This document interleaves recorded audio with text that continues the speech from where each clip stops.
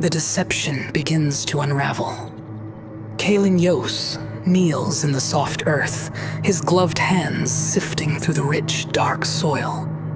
It's almost too perfect, he murmurs. The microbiota is astonishingly balanced, every element in near perfect harmony.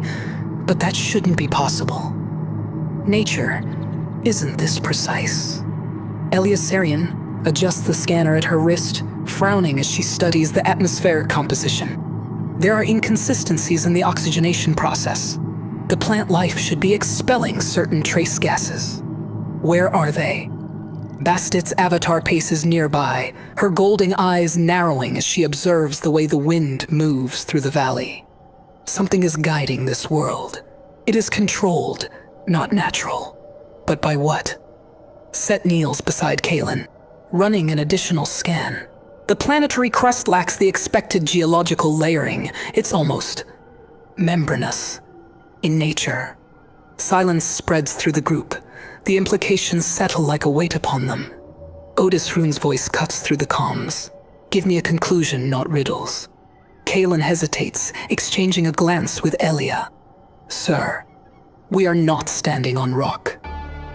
The realization is ice in my circuits. We are not on a planet. The ground beneath them quivers, so subtly that only Set's scanners pick it up at first. But then the shift becomes visible. A ripple in the terrain, a distortion in the landscape. The world inhales. Elia's voice sharpens. We need to leave now. Artemis' report comes through the main channel, her tone uncharacteristically tense. Movement detected beneath the surface. It's not seismic, this is biological. Otis Rune grips the railing of the command deck, his mind calculating the only logical course of action. Recall all teams. Get them back to the ships. The first tremor pulses through the valley. The ground beneath them shifts. No longer the illusion of solid land, but something vast, something living. Hera's voice tightens, her presence flickering with frustration. Otis, we are losing them. We cannot. We were never meant to settle here. We were meant to be devoured. The paradise dissolves. The veil is lifted, and the nightmare begins. Set does not move. Where the others react in urgency, he hesitates, fascinated by the transformation before him. His scanners race through calculations, trying to understand the magnitude of what they are witnessing. This is unprecedented, he murmurs. A living celestial body. We must study it. Bastet turns on him, her usual composure cracked with frustration. This is not a discovery set. This is survival. We need to leave. The land quakes violently beneath them. Something stirs.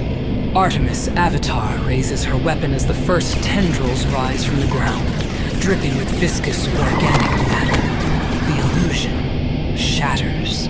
What once appeared as trees now warp and coil into grotesque appendages, reaching for them. Screams cut through the comms. One of the scientists is pulled into the earth before he can react. Another is yanked skyward as a massive tendril snaps around her torso, crushing her before dragging her into the abyss. Otis Rune's voice is sharp. We are losing people, get them out. Bastet moves. Without hesitation, she intercepts a tendril lunging toward Kalen, slicing through it with a particle blade. But there are too many. The world is awake, and it is hungry. Set still lingers. He watches, calculating, debating. We need more time. We have no time. Bastet snarls. For the first time, she turns against him, not with words, but with force. Her claws rake across his avatar, pushing him back as she defends the team. You would trade their lives for knowledge. I will not. Then, the ground erupts.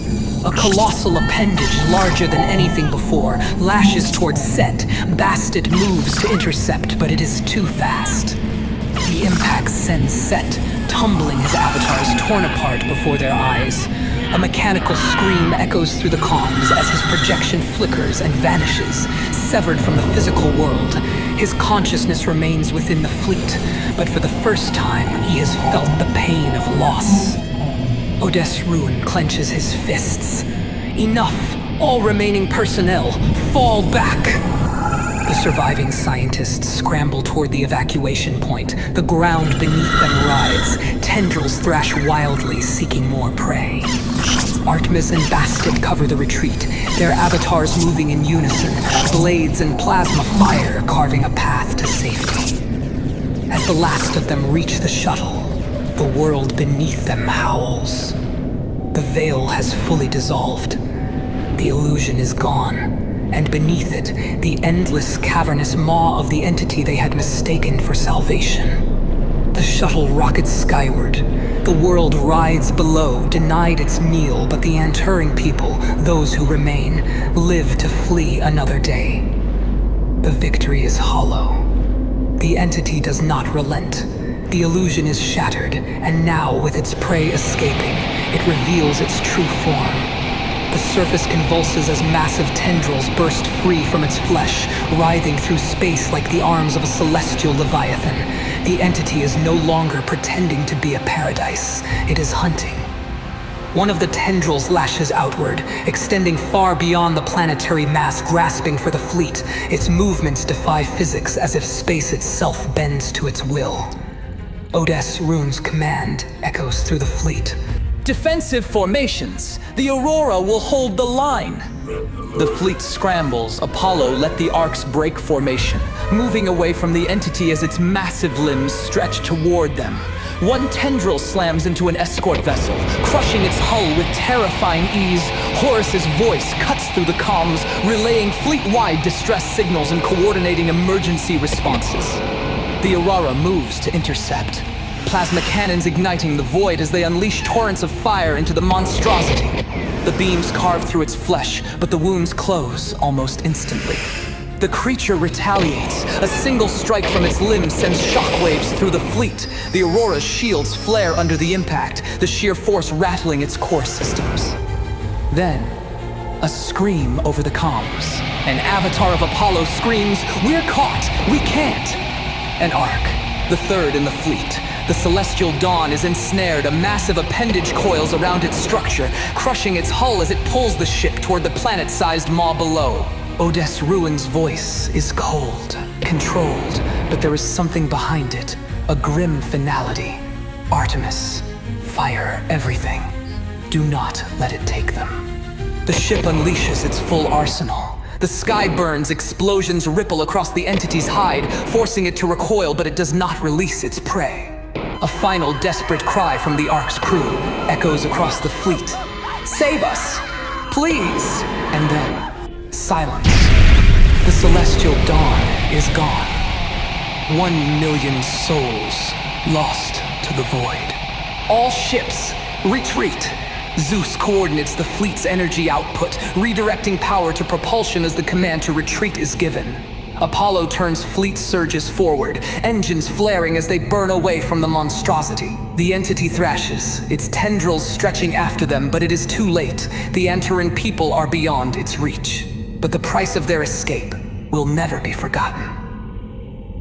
On the bridge of the Aurora, Odes Rune stands motionless, his bionic supports trembling under the weight of exhaustion and grief. 1,000,000 souls gone. His mind tries to process the loss, but the sheer scale of it threatens to overwhelm him. The dim glow of the fleet's status readouts flickers in his weary gaze. His breath is shallow. His fingers twitch against the console as if reaching for something, anything, to anchor himself. But there is nothing, only the silent void stretching before him. His knees begin to buckle. Then, subtly, a presence at his side. I do not speak, I do not announce myself. Instead, my unseen presence steadies him. My support is imperceptible to the others, a subtle shift in balance, a silent offering of stability. I know he will not allow himself to fall, to appear weak before the crew, and so I ensure he does not.